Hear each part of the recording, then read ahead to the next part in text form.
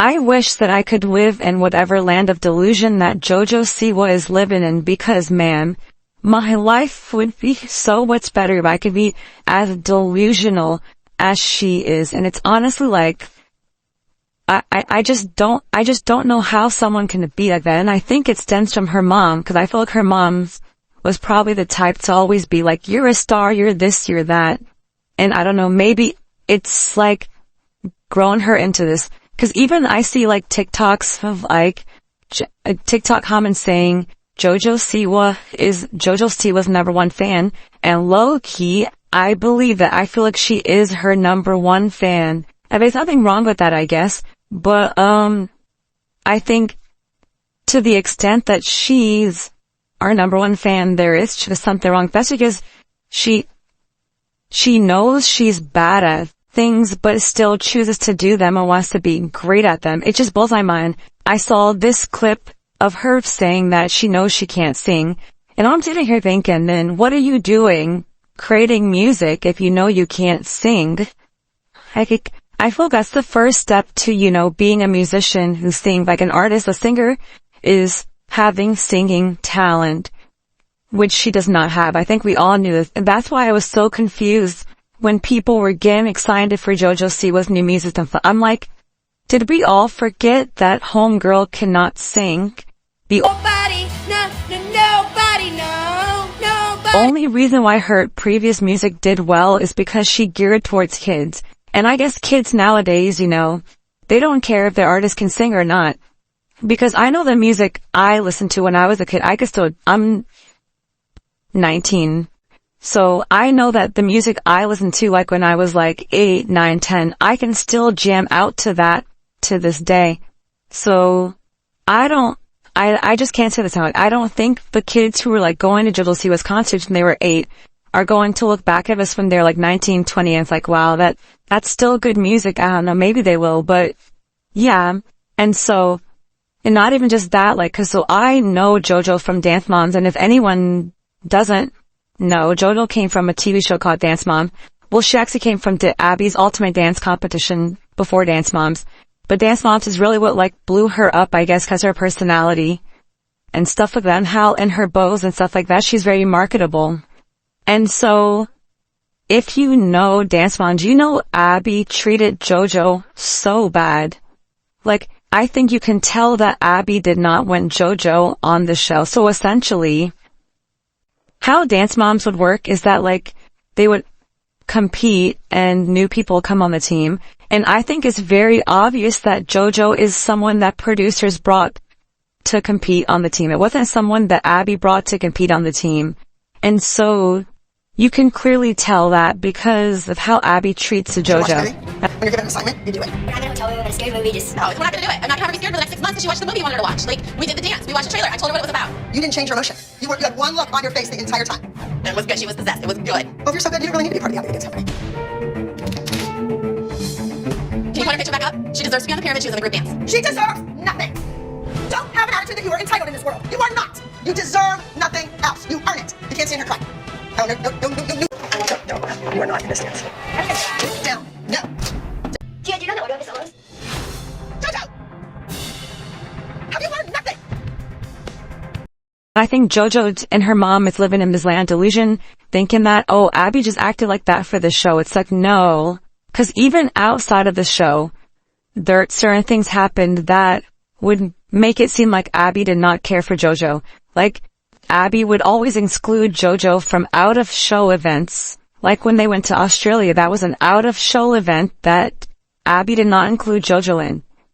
And it just blows my mind the fact that JoJo seemed to think that Abby really cares about her, but realistically, if JoJo didn't leave Dance Moms and make as much money as she did, Abby would want nothing to do with her.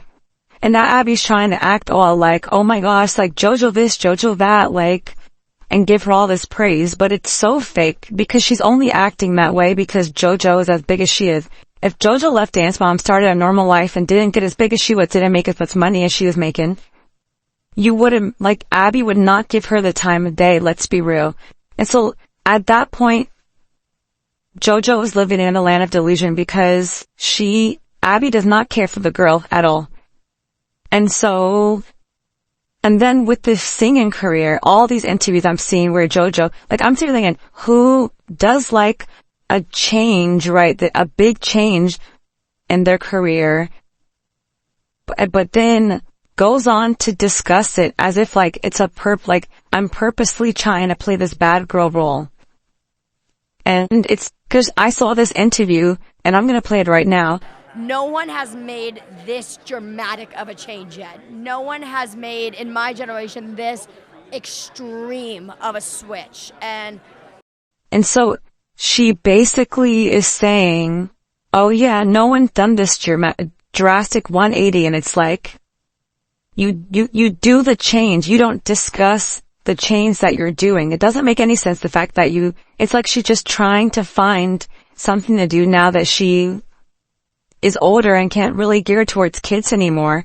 And yeah, I just think she needs to, like, do acting. There's so many other paths you could take. Why you choose singing when you've stated that you cannot sing? And we've all seen that you could not sing. And even with all the auto-tune, it's like, it still doesn't sound good. Like the song would sound better if someone else was singing it 110%. Like it's just and granted, it's not really that good of a song.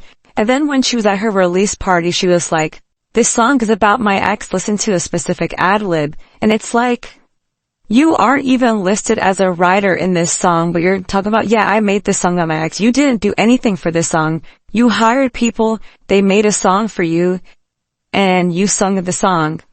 It's not like you actually incorporated anything into the song, like yourself, like vocally, well, obviously vocally, but writing the song. You didn't contribute to that at all because you don't have any credits whatsoever in this song. And then she just recently did an interview where she was like, I want to create a new genre of music, which is gay pop. And I want to start a new genre of music. And they said, what do you mean? And I said, well, it's called gay pop. Songs. I'm like, what is gay pop? Is that just pop made by a gay person? Because you act like you're the only gay pop artist. Like, are you?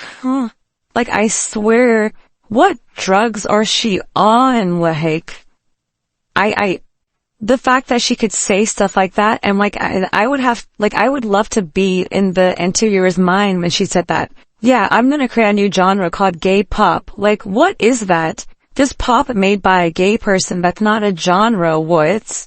You're just doing pop. And and then, even then she's talking about, yeah, my song it was #1 trending on YouTube, this, that, and forth, and it's like, but it's not for good reasons. It's not because people actually like the song. And I get it, you can say like, good press, I mean press is still press no matter what, if it's good or bad, but it's like, then acknowledge the fact that people are watching to clown it, not because they think it's a good song. You know what I mean?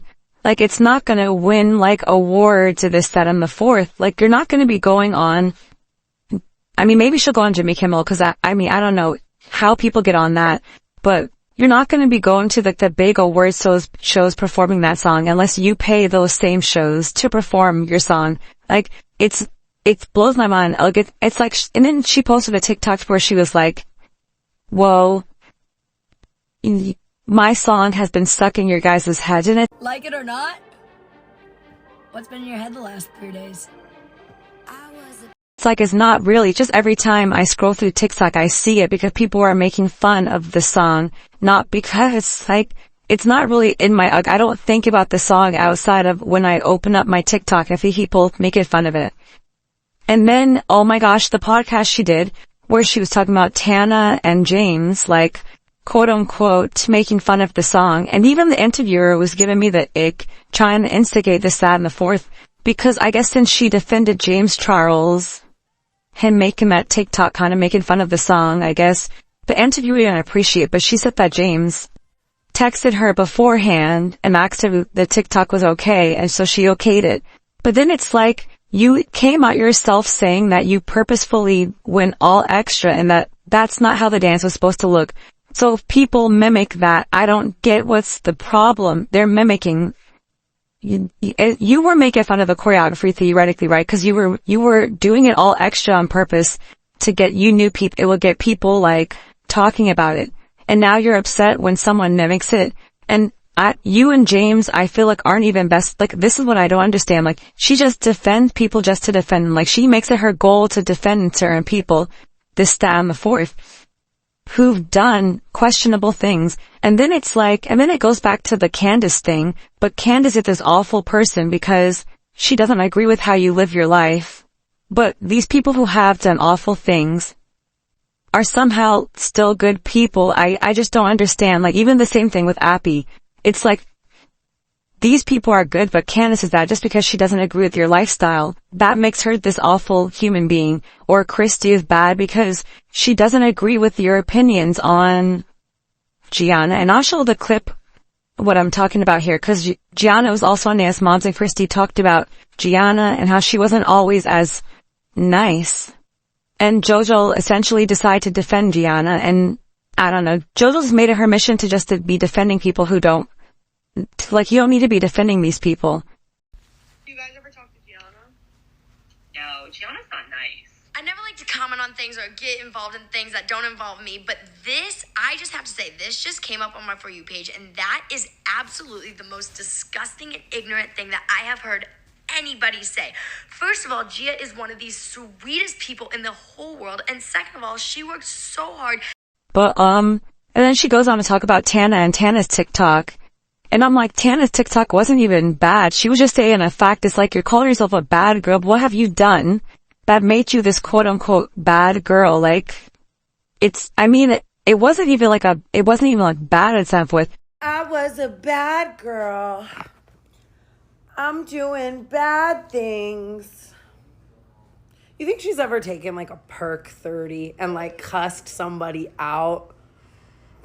And then she was talking about how, basically saying that it was fake because her and Tana are friends. And I'm like, are you guys really friends? Like, I felt JoJo just be throwing around the word friend. Like, you can tell JoJo doesn't really have friends like that, because she'll call someone a friend who she, like, talks to, like, once a year. Oh yeah, that's my friend. We hang out all the time. It's like, no, you don't. Like, I don't think her and Tana actually hang out like that, so I don't know why she got offended at Tana's TikTok. But yeah, I wish I could live in whatever land of delusion that JoJo is living in, because at this point, if JoJo can create music, I can create music, okay? Like, anyway, this is my, like, rant about JoJo Siwa and what's been going on with her, and hope you like the video, and bye.